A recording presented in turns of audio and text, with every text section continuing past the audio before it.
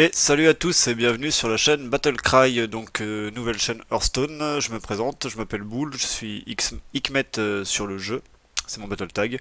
Je joue Hearthstone depuis un moment, j'avais envie de faire une chaîne, de commencer. Je suis passé légende au mois d'août pour la première fois, ça m'a assez motivé, j'avais envie de faire, vu que je fais un peu de vidéos tout ça, de monter une chaîne sur Hearthstone. Donc là voilà.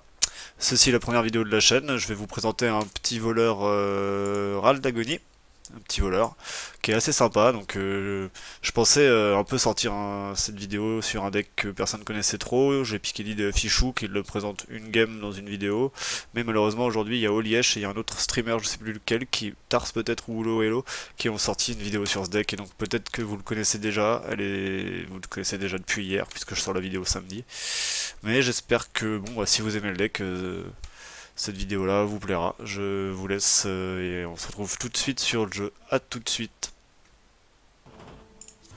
Ok, donc le voleur Ral d'Agonie. Donc comme je vous disais, vous avez déjà sûrement vu des vidéos dessus, je reprends un peu la liste quand même. Donc c'est basé donc sur deux cartes principales qui sont les lames en Nécrium, deux cartes du voleur, et les fioles de Nécrium qui permettent d'activer les râles d'agonie de vos créatures. Les créatures qui sont en râle d'agonie, hein, le plus fort on le sait c'est le Diablosaur. On a le Dragonnet mécanique qui ramène une 7/7. On a les cubes qui permettent de cuber tout ça et de faire des boards absolument énormes. On a un petit monstre moussu qui est la carte tech du deck, la ville épine qui est une des meilleures cartes de voleur, le Leroy pour finir l'adversaire, les ménestrels qui sont obligatoires. Ah oui, on a l'injecteur de chancre aussi en râle d'agonie, on n'y pense pas souvent, mais il peut faire des folies des fois. Cuber un truc comme ça sur un board de play envahissante par exemple, ce genre de choses. Les SI7, les trouves qui brillent qui sont à garder absolument en début de partie pour aller chercher l'arme. Éviscération et sang-froid. Les flammes teint en T1, c'est le seul T1 qu'on a. Donc on a un early qui est assez sympa quand même, qui tient le coup contre pas mal de trucs. On se débrouille bien contre ce qui est aggro, hein. Ça passe plutôt pas mal. Les lames sont extrêmement fortes contre plein de trucs, chasseurs, mages, tout ça. Ce que j'aime vraiment beaucoup dans ce deck, c'est que certaines cartes qui sont déjà fortes d'elles-mêmes, comme sang-froid, comme comme ce genre de trucs, des cartes qui sont de base très fortes, combattent vraiment parfaitement bien dans ce deck ensemble et donnent des trucs. Le sang-froid sur l'œuvre de Diablosaur contre un Zoo, c'est quelque chose qui vous sort d'une situation désespérée. Le Ziliax, pareil, qui combatte vraiment ce coup-ci très bien avec les Dragonic Manic, avec les injecteurs de chancre, qui permet de récupérer des points de vie que vous pouvez aussi cuber. De toute façon, dans ce deck, toutes les créatures sont bonnes à être cubées. Bon, ce que je vous propose, c'est qu'on part sur 3 games que j'ai fait dans la journée. Et après ça, je prendrai 30 secondes à la fin pour vous montrer un ou deux plays que je trouve sympa aussi. Et voilà, j'espère que ça va vous plaire. Bonne vidéo à vous. Ok, on est parti sur le voleur Ral d'Agonie. On va essayer de faire 3 games et bah, on va essayer de monter légende. On va voir comment ça se passe. De monter légende. De monter hors 2. On va essayer de monter légende, mais déjà on va essayer de monter hors 2. Jaina, normalement c'est pas un trop mauvais match-up. Là ça commence pas mal parce qu'on va avoir l'arme qui va chercher toutes ces créatures. On a un T1 très bien. Ziliax ça permet de soigner, peut-être qu'on le garde. Ça combo avec Ziliax, peut-être qu'on garde toute la main. On voudrait l'œuf quand même. Parce que l'arme sans l'œuf c'est moins bien. Quoique. Ça c'est pas mal. Ouais. On va essayer de garder cette main là.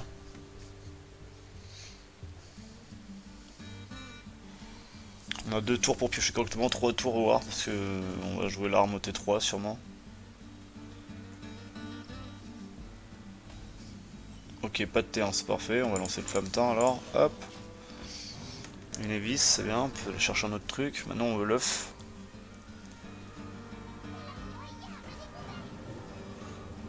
Ça.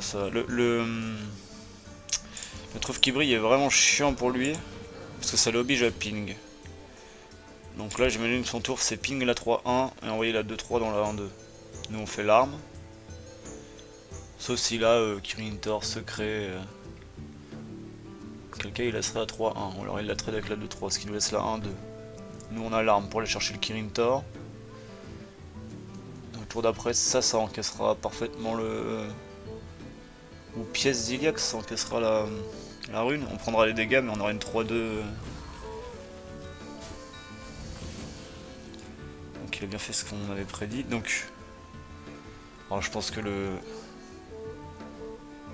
pièce flamme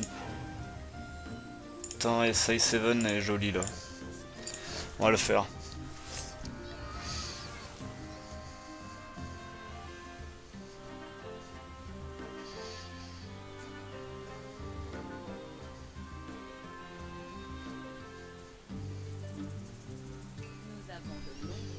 Ok, Kirin Tor secret. Peut-être une Wyrm. Non, il aurait fait la Wyrm avant. Bon, quel cas. La lame. On a soit lame dans la 4-3, on prend 4 dégâts, soit on tente la rune. On prend 2 dégâts, on a une 1-1 qui va charger la 4-3, on a toujours notre board.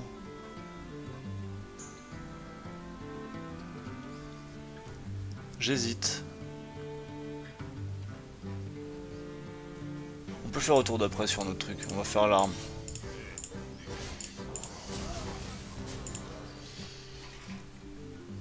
Parce que lui, à partir de, voilà, de 5 mana, il peut clear notre board avec la 4-3 et les projectiles, je sais plus comment ça s'appelle, les 3 projectiles qui partent.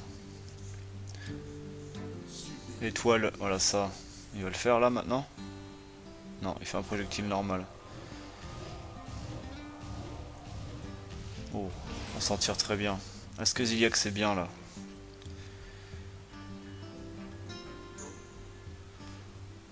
Ça, on va faire ça maintenant.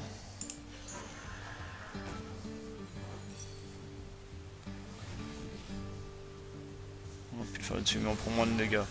Ça, on l'envoie là-dedans. Et on envoie la 3-3 face. Derrière, on fait dragon et l'arme dans la tête ou dans la créature qui posera. On aura une 7-7 sur le board.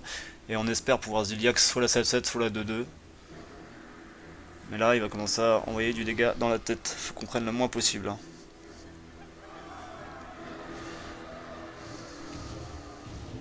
Ok, il va la ping. On est à 18 encore. Il a pas fait de boule de feu, il a pas fait d'éclair de givre. Il est à 7 mana au tour d'après. Merde, pas éclair de givre.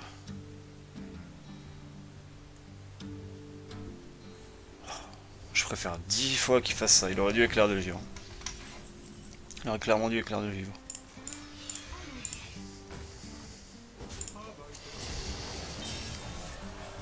Et donc là, normalement, on va se remonter les PV. S'il nous tue pas là, mais il peut pas avec 15. Hein. Non, il a que 7 mana. Il peut même pas faire double boule de feu. Normalement, on va se remonter soit de 10 PV, soit de 5, avec Ziliax sur une des deux.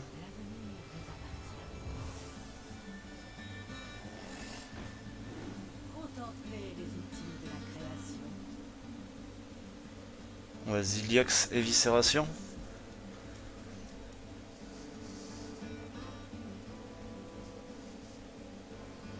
Ça, il va le geler.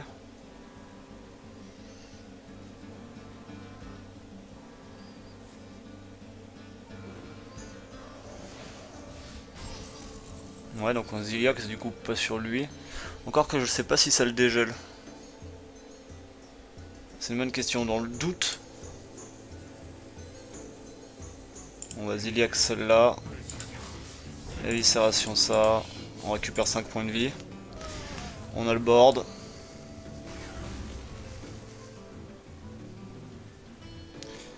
Tour d'après, on va probablement... Je sais pas. Ok, la lunette, bon, on va la gagner là, non? On a 12, 16. On va ignorer sa créature, je pense. On va œuf, ménestrel et tout dans la tête.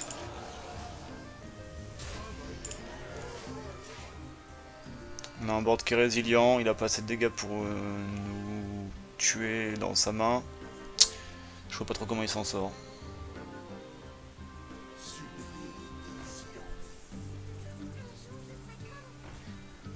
Est-ce qu'il va pouvoir tout clean? Non, il va piocher, il a plus qu'un mana. Ok, bon, elle est gagnée, non? Même étoile filante...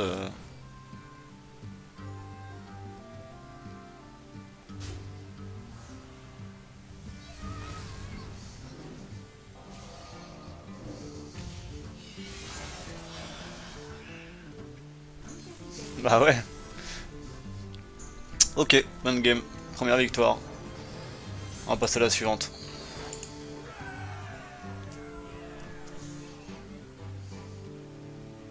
Ok, on enchaîne directement sur Chassard.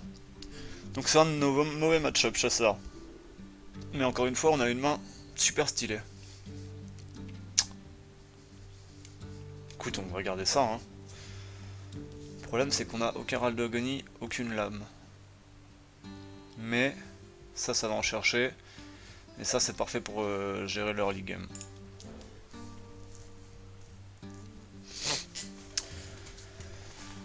Donc on espère que c'est pas un truc secret ou face, parce que secret contre nos râles d'agonie, c'est un peu chiant, je pense. Genre les pièges de givre. Ok, le flammeteint se place bien là. Hein. Ah, on a la blade, parfait. Je pense que si c'est pas trop violent, on va essayer de placer un pièce ménestrel au T3.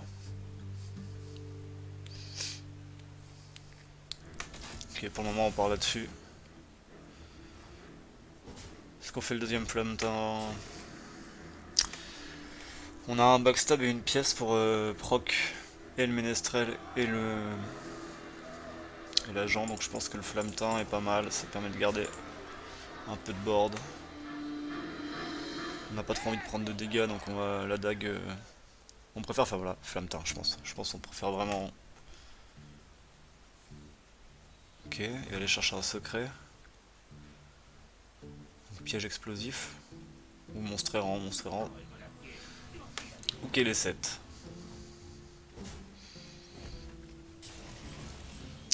Est-ce que c'est important de les tuer le les 7? Ça serait mieux quand même. Hein.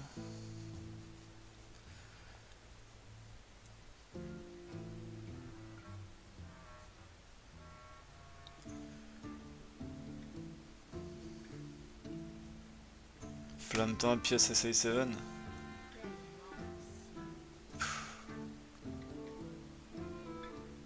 Non, je pense qu'on fait le ménestrel. Ok, on a un 9. Le tour d'après, c'est sûrement. On va peut-être placer un backstab, flammeteint, SA7 sur un truc. Ou si on peut, la lame, ce serait bien. La lame est pas mal. On va faire la lame et un flammeteint. Du coup.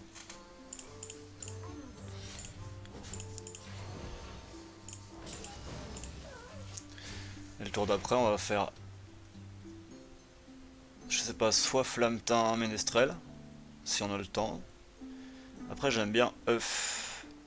Œuf, dague, mais. Oh.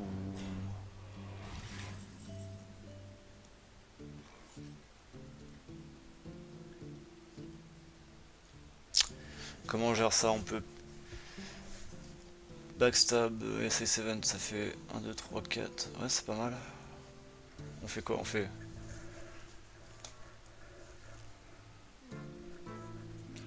Backstab, il passe à 4. SA7, il passe à 2. Ouais, mais on peut pas utiliser la lame. Non, on va faire œuf. Backstab. Flammeteint. Arme. Et on garde le deuxième flammeteint pour proc un truc.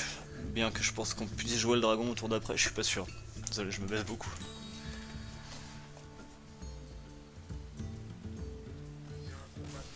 Ok. Pas mal, deuxième game d'affilée, ça allait assez vite. Ah, il va devenir mon ami. Socrate, on va dire oui, qu'est-ce qu'il veut dire? J'ai beaucoup d'amis. Je pense que je vais me faire insulter.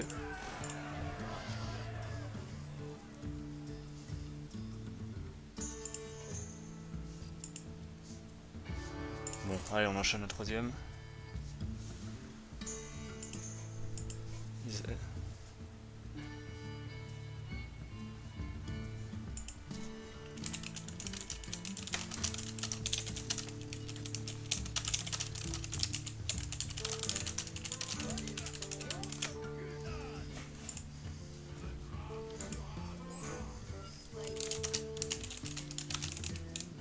On va peut-être pas lui dire ça.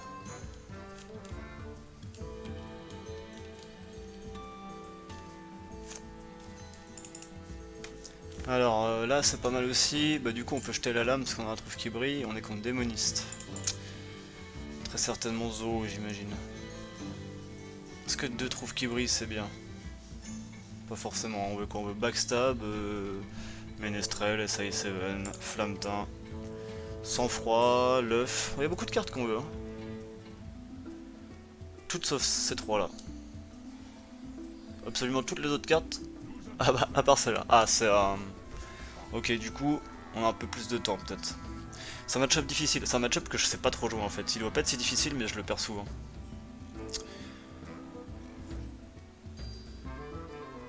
Qu'est-ce qu'on va faire là? J'ai rien en main pour faire... On va attendre un tour. Ça sert à rien de se presser. La pièce va peut-être être utile dans ce match-up.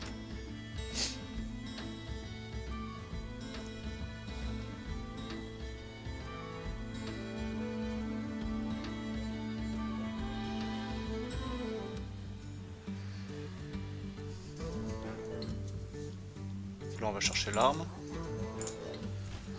Est-ce qu'on push les dégâts dans ce match-up? On a des villes épines qui ont cherché les 7-7 et les géants. Il faut absolument qu'on trouve une ville épine alors je pense là. Parce qu'il va nous faire un géant c'est sûr.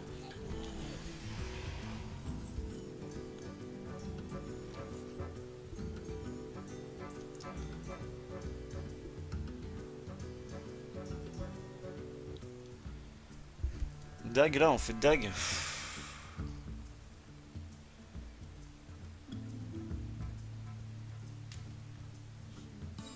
Comment on va chercher le géant du tour d'après?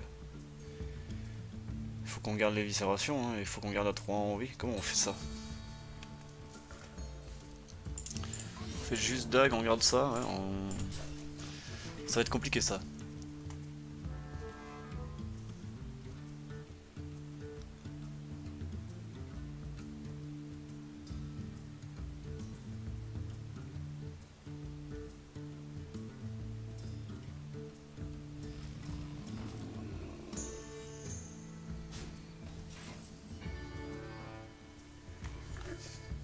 Le top deck de l'année. Clean tout, hein. Pas trop le choix.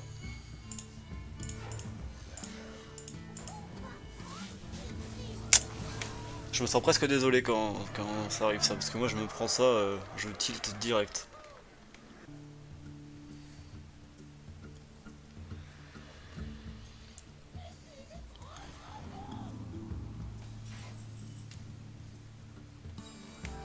Cuber une ville épine, c'est pas trop mon kiff quand même. Hein. Peut-être on met juste le SI7 et on évisse la 4-4. Ou non, non, non, non, non, non, non, non, non. On arme et on évisse la 4-4. Et là on le met à 18. Donc s'il pioche il est à 16. Donc il peut pas mettre les 7-7 pour le moment. Mais il va falloir faire très attention. Là il faut absolument qu'on trouve un truc qui va pouvoir cuber ou va pouvoir déclencher. Hein. Cold Blood, ok on a plus les Cold Blood. Ça c'est pas mal parce que ça contre pas si mal que ça les 7-7. Ça c'est pas mal. Du coup on push face. Et là on va avoir de la 4-6.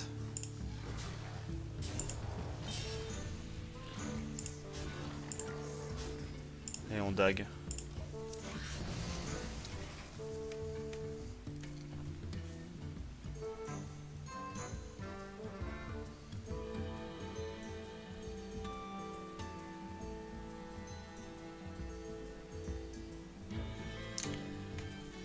À 7 de mana, bon il peut clean le board hein, sans problème. Nous on a encore un peu de ressources en main mais il nous manque quand même les deux cartes clés qui sont le dragon mécanique et l'œuf de Devilosaur. Non. Comment il s'appelle en français? Devilosaur. Devilosaur Egg in English.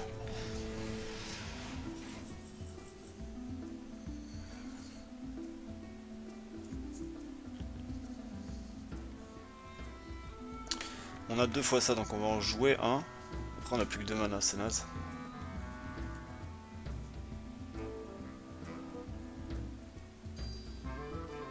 En 9.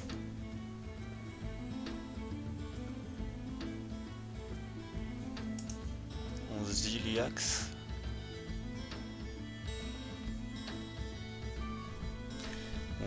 On cube ça. On cube ça, c'est nul. Déclenche deux fois son rôle d'agonie, on envoie les deux. Ouais, allez, on va faire ça.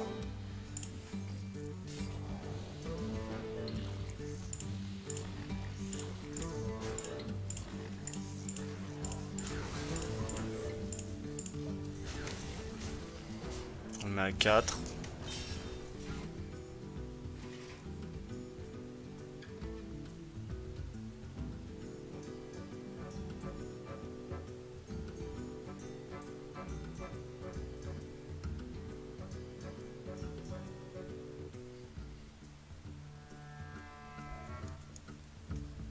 Donc il doit avoir des améthystes quand même. Est-ce qu'il a fait les trucs qui lui retirent de... Non. Si, il a fait 2 homonculus. Donc il peut faire des améthystes à 5 ou 7 j'imagine. Donc faut qu'on fasse gaffe quand même. Hein. Ok, il passe à 1. Il va améthyste un truc du coup, c'est obligé. Ouais, il peut pas. Trop fort. Il faut qu'il tue celle-là. Non. Il se suicide. Et ben voilà. 3 games, 3 victoires. Je vais faire une petite pause là parce que j'aimerais faire le montage de la vidéo. La 4ème game, vu que ce sera le passage en 2, je la mettrai aussi je pense, en espérant la gagner pour montrer le passage en 2. Mais même si je la perds, je la mettrai parce que bon, il m'arrive quand même de perdre avec ce deck, hein, vous inquiétez pas. Beaucoup même. Voilà, c'était les games. On va passer à la rubrique quelques combos intéressantes. Ok, donc on finit cette vidéo avec quelques plays intéressants. J'en ai sélectionné 2 ou 3 pour vous montrer parce que je sais pas forcément les games que vous avez eu avant s'il y a tout. Donc là on est contre Druid, qui est un match-up pas facile même si on a le moussu. Donc là on voit, c'est le moment où il a pris Malfurion. Il a mis Malfurion avec un 2 poison. J'avais commencé à mettre des dragons. En fait c'est juste pour vous montrer hein, comment marche le truc.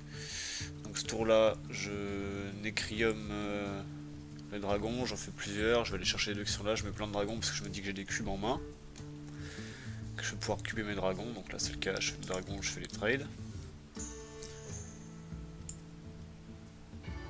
Je me retrouve avec plein de dragons, il a ça un 2, il fait plaie envahissante et des golems. Alors moi, je finis mon tour en ayant trade tout et en ayant cube un dragon. Ouais c'est ça. Je cube un dragon, hop, lui il fait sa petite fleuriste, je finis les trades, je fais les trades, j'envoie le dragon, je pense que je recube, qu'est-ce que je fais? Non, ouais si je recube, non je cube mon cube ouais, pour faire plein de dragons, ça c'est un bon play.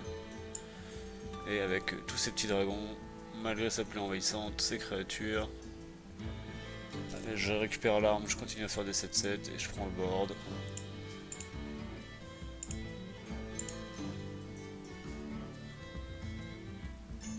Et je gagne la partie comme ça. Voilà, ça c'était le premier play. On va aller au deuxième.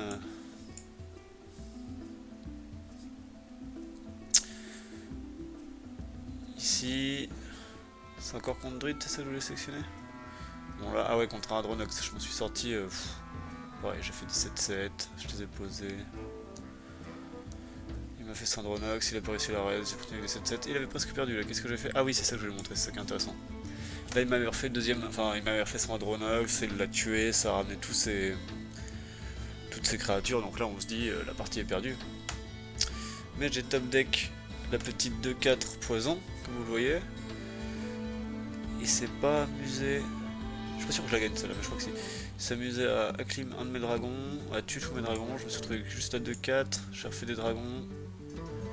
J'ai envoyé les 1 dans ces dragons, j'ai fait les trades.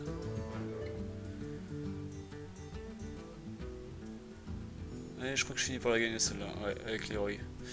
Donc ouais, en fait,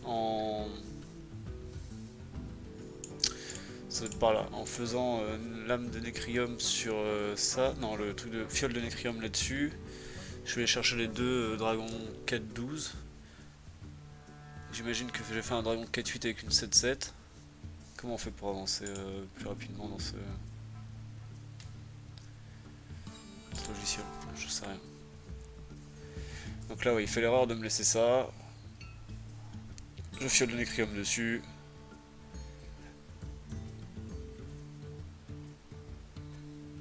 J'arrive à faire les trades. J'ai dû tuer celle-là dans une quête 8, renvoyer un 1 dans l'autre quête 8. C'est ça. J'avais une main bien remplie aussi. Enfin voilà, c'était des plays que je voulais vous montrer. On peut cube cette petite bestiole qui est assez sympa. Un autre play qui est assez cool, je sais pas où je trouve la vidéo donc je vais pas vous montrer mais que je vous parle, c'est en fin de game contre un guerrier, ça m'est arrivé de faire des cubes sur Leroy, l'âme et de réinvoquer 2 Leroy et ça fait 18 dégâts. C'est assez sympa, 18 dégâts de Leroy, ça c'est cool. Voilà, ce deck est plein de possibilités, je vous laisse jouer avec, j'espère que cette vidéo vous a plu, on se retrouve bientôt, je vais faire d'autres vidéos, d'autres styles de vidéos sur d'autres trucs, j'ai pas mal d'idées, j'espère que ça vous plaira. Et on se retrouve bientôt, salut!